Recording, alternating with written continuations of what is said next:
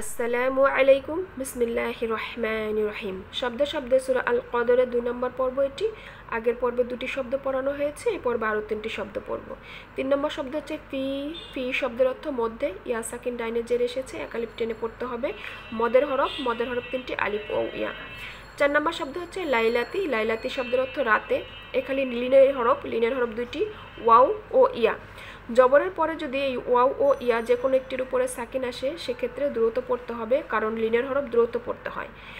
লাইলাতি শব্দটি মূলত লাইলাতুন শব্দ থেকে হয়েছে।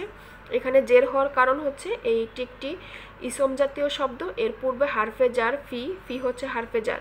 এই হারফে জার হওয়ার কারণে এখানে লাইলাতুন না হয়ে লাইলাতি হয়েছে, একটি জের হয়েছে।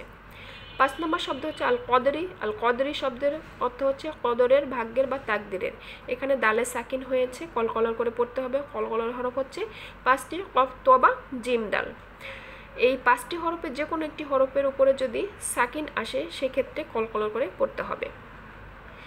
এই আল কদরি মূলত কদরা ভার্ব থেকে, এর নাউন ফর্ম কদরুন হয়েছে। এই কদরুন থেকে কদরি হয়েছে, এর কারণ হচ্ছে আরবিতে কোনো কিছু নির্দিষ্ট করে বোঝাতে ওই শব্দের পূর্বে আলিফ লাম ব্যবহার করা হয়।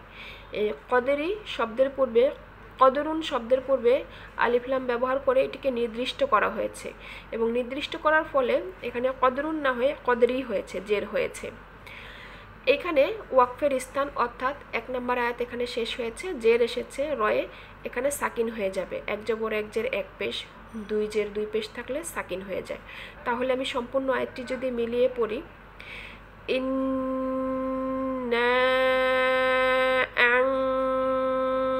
আনজালনাহু ফি লাইলাতিল কদর।